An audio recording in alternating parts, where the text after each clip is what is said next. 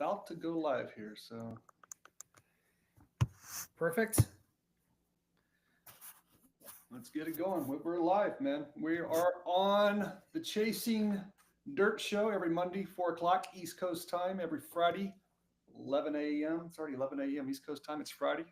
Special guest, John Gallagher, VP of Sales, Dimension Funds, Funding, Dimension Funding. How are you doing, John? Doing fantastic. How are you doing, Jack? Doing well, man. Appreciate you taking time from your schedule. I think you and I bumped into each other a few months ago, and I will start off with this first, John. Why don't you introduce yourself, kind of what you do, your passion, and then your company and who you work with and what you do. Sounds great. Um, by the way, is my camera frozen on No, your end? you look fine, man. You're live and you're moving. Okay, because on my end it's frozen and I look like a serial killer. So, um, thanks again for having me. My name is John Gallagher. I am with Dimension Funding. I've actually been with the company for 27 years, and we do equipment and software financing. Love what I do. What we do is we loan money to small to medium sized businesses to help them grow their business when they add equipment, software. We also do working capital loans that also help companies with their cash flow. And what's great is we have our own line of money, and we also have about 14 or 15 lenders that we will syndicate transactions to, which means we have a really wide credit window. So, when we get an application in, it's not a situation where if you don't fit into our window, you're done. We've got quite a few options for capital, and that's one of the reasons why I love what I do is because we're flexible and we have the ability to help companies grow. Yeah. No, I appreciate that intro, Ben. And I think what piqued my interest is again, we all talk about this is a niche podcast, Chasing Dirt. It's about commercial cleaning. But we all talk about human resources, finding people, retaining people. We talk about operation, we talk about marketing, we talk about sales, finance to the about the degree, and I'm talking, all size companies, but finance to the degree of what accounting software you're doing, what your payment terms, all this good stuff. But I think there needs to be a conversation had with a lot of these cleaning companies that may have not looked at financing as a tool. And maybe you do, maybe they don't. But those who don't, like, let's just start with equipment. I think I'd like to hit on equipment, and then I'd like to hit on working capital. But John, just go through some of the benefits you see as a small business. Again, a small business in our arena, 90% of our basically in the commercial cleaning business never get past $1 million. Those that get past $1 million,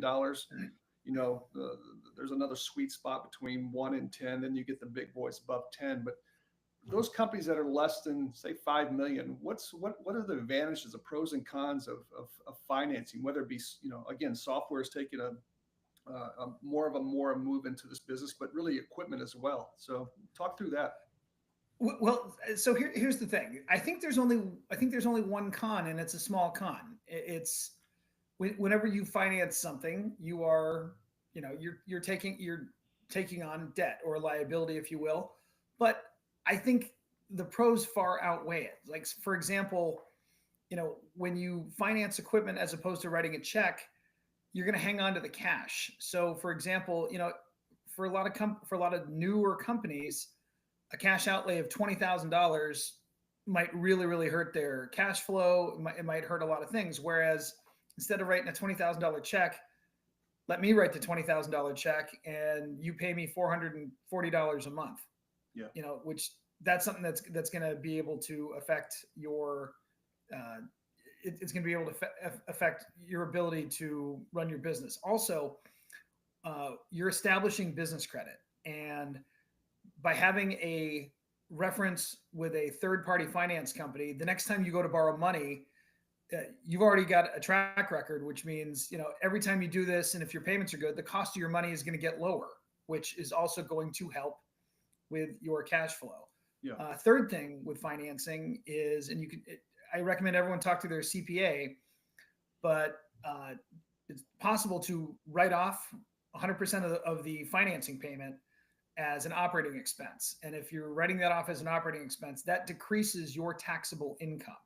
So just to use that example, so that $400, just for example, that $400 a Yeah. month I'm writing you, that could potentially be written off. Yes, that could be written off. So let's say it's $400 a month for 12 months. That's a $4,800 operating expense write off. Wow. Versus I went out and purchased it outright. It is what it is. Is that roughly how it works? Yeah. Well, so if you go out and if you purchase it outright, you might be able to take some depreciation on it. But the fact of the matter is, if you finance it through me, you hang on to your $20,000 and you still get the write off. And I think that's going to help people come out ahead. Yeah. Now, what size? Like again, I think there's a big discussion. We're talking a lot, Jerry and I, and Jerry couldn't make it today. Jerry's traveling, but we talk about production rates, and production rates, John, in our business is really how much square footage can you clean in a certain hour, and that varies by the type of account. From a medical facility, things slow down to you get into an industrial facility, it may speed up just because what you're doing, but those production rates, and I'm coming around to the question, with those production rates, a lot of equipment out there that have really good production rates, meaning like it churns through some square footage, per hour, is up there. But at the same time, there's some tools out there that are low dollars. But what is the high end, low end? What is the low end as far as saying, hey, I want to finance something. I don't have. Again, it could be a very small player just in the business. I don't have that 10 grand. What does that low end look like, and what does that high end look like for a company with good credit, good whatever you need to see? Okay, so are you talking about like in terms of like a monthly payment or No, or just what ranges are like, what's too small for you guys to look at? What's what's too large for you to look at? Or give me some feedback on that. Okay, no, okay, that's a good question. We're actually competitive between 5,000 and 5 million. Oh, So okay. I know that's a big range.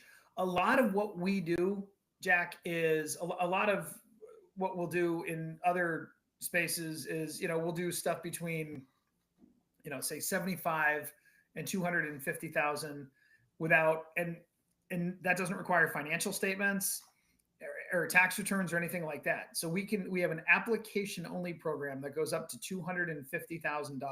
So if you have good credit and you've got a couple years in business, we have the ability to secure financing for that dollar amount as long as everything makes sense. Yeah. And you can mix it. And again, we'll talk about this. So I'll bring that up in a second. But talk about this, John, because we talked about this when I first met you. And again, I've heard this in the past. I don't know the details, but the IRS has toward the end of the year. We're approaching, surprisingly, it's crazy to think, but we're approaching the end of the year. But what is that? What is that law? What is that IRS policy that you can do something toward the end of the year? Yeah. Okay. So it's the IRS Section 179. And what that does, that allows companies to take full depreciation up to a certain dollar amount. And that dollar amount keeps getting higher every year. And I believe last year it was like $500,000. So what that means is someone could actually double dip, if you will. So what I mean by that is, instead of writing a check for the equipment, you could hang on to your cash. And in the first year, you could take advantage of the IRS depreciation, which would also significantly decrease your taxable income. I mean, the great thing about this product is, you can reduce your taxable income by either taking the IRS 179 or also by, writing off the financing payments because it's an operating expense. I recommend everyone talk with their CPA before I get in trouble for giving the wrong tax advice. But no, that is a real thing. And that IRS 179 provision is a great economic stimulator because we see companies towards the end of the year saying, we have almost no depreciation expense. Let's get this thing in production and let's start making some money from this. Gotcha. And that can be, is that equipment only, or could be software? So if someone's going to invest in software as well, how does that? You know what? I think someone has to check with their CPA, but I have been told on multiple occasions that it applies to software as well. Okay. So those are big investments. Again, we're just looking for creative ways. Again, cash flow is king with every company, but definitely the smaller companies, cash flow is king. So I think these are some novel ideas. I think on the other side, John, so equipment financing, but I wasn't even aware of this angle here, but that working capital. Talk to me through that. And again, put yourself in a commercial cleaning contractor that's maybe small, cash flows tight. They want to kind of keep their personal funds away from having to, they land a big account, having to kind of subsidize, sometimes some of these accounts that they pick up, you may not see your first payment for 60, 90 days, depending on the Sure. timing of the payment terms with the client. But that working capital loan that you guys do, explain kind of a high level overview of that and some of the benefits of Oh, that as sure. well. Okay, it's a short-term working capital loan that we offer, and it's a great product for companies to help with their cash flow. So the terms go anywhere between 6 months and 18, I believe 18 months. I believe there's one product that we have that goes as long as 2 years as well. But I think 2 years would be the maximum. And by comparison, most equipment financing terms are anywhere between 1 and 5 years. Okay. So the working capital product is it's much shorter, but it's a great product because it allows companies to get cash fast that they need to run their business. And we actually have an expert at Dimension Funding who he's been in the industry 20 plus years, and he can explain how, what the ROI is on doing one of these working capital loans. Because a lot of people focus on, well, what's this going to cost me? Yeah, I mean, look, whenever you borrow money, it's going to cost you something. But this guy, Jeff Schubert, will explain what the ROI is and how it makes sense. And I'll give you a personal example of something where I had one of my customers that used it. So there was a customer, and I'll give the name. It was called Bulldog Products, and they do art reproduction. And they actually have a contract with Costco. They will produce prints for Costco, and they owed their ink and canvas supplier about $65,000. And Costco put in another big order, and they were in a jam. They had to get this stuff produced really, really quickly. We got them a working capital loan for about $140,000. They paid off the supplier of the they paid off the ink and canvas supplier the 65 G's that they owed him. And then they bought about another 70,000 worth, and then they produced all this artwork. Costco wrote them a check, and they had this working capital loan paid off in, I think, 4 months. Gotcha. Wow. So yeah, and I think people have to look at that too, because this is something you just don't take a hit on. If you're strategic about it, I guess the strategy you play in it too is you build some of those, whatever your fees are, what are that extra money to take that money, you build that into the contracts where you can, so that you are borrowing some money, you're taking that loan out, but those monies that you're having to pay you guys for borrowing that money, you can fit that into the contract. And if it's a 1-year contract, 2-year contract, just fit that in. But let me ask you this, John, the ability to mix and match working capital. So let's just say a contractor lands a nice account. They know they're going to be out for $30,000, $40,000 the first 60 days of getting the labor into place there. They're going to be out $30,000 to $50,000 on equipment. Can you mix working capital loans with equipment financing? Yes. Okay. So we can do them simultaneously. It's not the same loan product, if you will. Yep. So, but we've done this before multiple times where we loan someone $50,000 for equipment. And that's with lender A.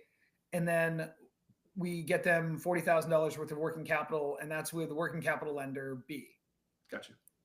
So, but yes, but people mix and match these things all the time. It's very, very common. And, and the other thing I wanted to also bring up regarding the equipment financing side is there's a little exercise I do with people who are on the fence about, is this equipment going to make sense for us? Should we finance it? And I call it the reduction to the ridiculous. And what I do is I ask them, okay, how much money do you think you're going to make on this particular job? Yeah. And so what they'll do is they'll do that. And I ask them, like, how much money do they make an hour, for using the machine, and then versus what the monthly payment is. And when they run those numbers, they're like, this totally makes sense. This 100% makes sense. But a lot of times, companies, when you're borrowing money, Yeah. you don't think of it like that. The first thing you think of is like, oh crap, I'm getting into debt. Whereas if you look at, okay, how much is this machine making you, and what are you getting using this per hour? You reduce that to like, how much is it costing you per hour to, to essentially rent the equipment or finance the equipment. It always works out. Yeah, and I think that as you take calls, as you get calls from our industry, I think that's where you talk about the production rate, because I think a lot of you know individuals who own companies will maybe shoot for that lower end, that cheaper model product that doesn't have the same production rate. But to your point, if that production rate of that machine they want is 2x the one they think they can afford, it doesn't make sense. So, if you could help with that, that's again, do the math, help do the math. I think that's the key there. Yeah, I think educational, because I'm the same way. Just whatever reason, the way I was raised is debt's bad. But if you use debt as a lever, as a creative lever, it's a benefit. And I think all the big companies do that, right? Oh, absolutely. And Jack, the other thing that we do is when somebody, you know, when anyone is referred to me, before they ever fill out a credit application, I'm going to ask them a bunch of questions about how long has the company been in business, Yep. how's the credit, just kind of like an overview. And then I will give them ballpark payments before they even fill out a credit application. Because what we don't want to do is we don't want to have someone jumping through hoops and have something not meet their expectations. So I'll walk them through that, and I'll just go, look, pencil it out and kick it around. And then, I mean, far more often than not, I end up getting that credit application back. Yep. And that way, but also the customer, before they fill something out, they have an idea of what they're getting. And if the credit matches what they told me, yes, that's what they end up getting. And then it's, there's no surprises, nothing comes out of left field, there's no gotchas. Yeah. So talk through that, John, real quick. So this is informative. Again, this is as the audience probably listens, this is above my pay grade as far as this, but I need to understand this because I want to understand this. I think others as well. But what is that process? So once I reach out to you, again, we'll have a link in the bio or the show notes. We'll have a link to connect with John. Sure. So you'll take the call. You guys will have a general conversation. You can throw some ballpark numbers out, no commitment, just ballpark numbers if everything checks out based on the conversation. Once you get that form, how long does it take that form to fill out? Once that form is filled out, what does it take to get to the point of a decision being made? Okay, great question. So it does not take a lot. The form is very easy. The top part of the form is company information, name, address, phone number, federal tax ID number, when were you established, what's your website. The second form, or the second section, is personal information, name, home address, social security number, date of birth, Yep. and percentage of ownership. That's basically it. I mean, that can get filled out within 2 minutes. And then Yep. we get 3 months bank statements, and then we'll look at the equipment quotes. And then once it comes into us, we usually can get numbers to the end user within, a couple hours. And then at that point, if the end user decides that they want to go forward with it, we'll send everything in for final underwriting. And final underwriting usually takes place within 24 hours. So if I get an application on a Monday and the customer likes the numbers, we probably have an approval Tuesday morning. Yep. And the customer probably has documents in their email via DocuSign Tuesday late morning, early afternoon. They execute the documents. Once we get the documents back, we send out the purchase order. And then once we get the invoice, we pay that. So our equipment funding process is, if everyone is, working to get this thing done, we can have this thing done and funded within 48 to 72 hours. Wow, quick. What about on the, I get the equipment side, you've got to, you need to come to the table with quotes on equipment. So you need to come to the table with that ready to go. But what on the working capital side, how do you guys kind of gauge that? So someone just kind of say, this is a new contract I won. Here's what the value is. Here's the term of it. What's there? Actually, what's great about the working capital side is the working capital side is essentially a credit application and bank statements. And working capital lenders and Jeff at our company, they know how to compute the ratios. They know how much they can look at bank statements and they can tell the end user, okay, this is how much you qualify for. Yeah. And the great thing about these working capital loans, it's the same thing. The turnaround time is really fast. I had a situation one time where a Dimension Funding customer came to us on a late Wednesday and they had money in their account by Friday. Gotcha. Yeah. So it's a pretty quick turnaround. What's funny is if everyone, gets everything to us quickly and they sign the documents quickly, the funding turnaround times are very, very quick. We just don't want anyone feeling like we have a gun to their head. We don't do the high pressure thing. Yeah. Where, so when we send the docs out, we're not going to call the end user and say, did you sign them? Did you sign them? And that's just not how it works. Yeah. It's not, we never approach it from the standpoint of, hey, Jack, what do I got to do to get you into this Oldsmobile Cutlass today? Yeah. We just don't do that. But I'm very happy to say that, we've got a great system here and can get these transactions turned around quickly to where a customer can get the equipment that they need ordered or get the working capital that they need in their accounts, within a few days. That's awesome. Last question, and I appreciate the insight here. And again, John Gallagher, VP of Sales, Dimension Funding. We'll have the show notes. We'll have the form to reach out to him. So encourage you to do that. Just have a conversation. If you're even exploring the opportunity, I think it's worth the conversation because John will definitely bring some knowledge to you. But John, let me ask you this one last question, not to throw you off a little bit, but on this one here, again, smaller companies, mid-sized companies, I use a bank. I have a bank already. What are the pros and cons versus, hey, I use my banker for some of these things from now and then versus Dimension Funding? What's the angle there that you feel is you should be considered over maybe taking a look at your local bank? Oh, that's okay. Another fantastic question. Here's why I always recommend, if you were going to purchase equipment, why you should do equipment financing as opposed to getting a bank loan. Yeah. Number one, we do not have any covenants that require you to keep a certain amount in your checking account. And this is a big thing. There are some lenders that will say, okay, we will give you this $100,000 loan at this great rate, but you have to keep a minimum checking account balance of $20,000 in the account at all times. So right there, that is a 20% security deposit for a lender. And without boring people, but that typically turns your 8% rate into about a 12.4% rate because the lender has $20,000 of your money.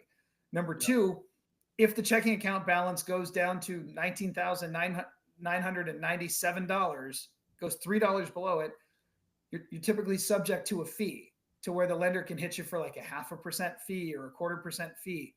Those things add up. So now you've gone from 12.4 to about 13.2. And then also lenders, like commercial banks, have only a certain amount of money according to their lending charter that they can loan to a customer based on their financial statements. Sure. So what I mean by that is that bank has a certain amount they can loan you, and they might be capped at that amount.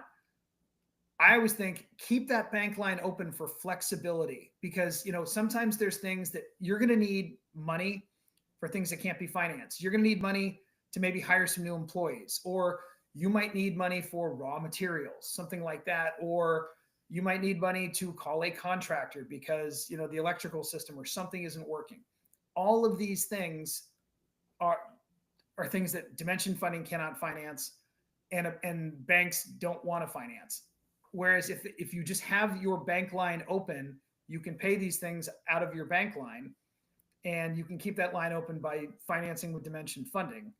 So that way, just financing with us keeps your bank line open and gives them flexibility for unforeseen things that come up. And I do a lot in the brewery industry, Jack.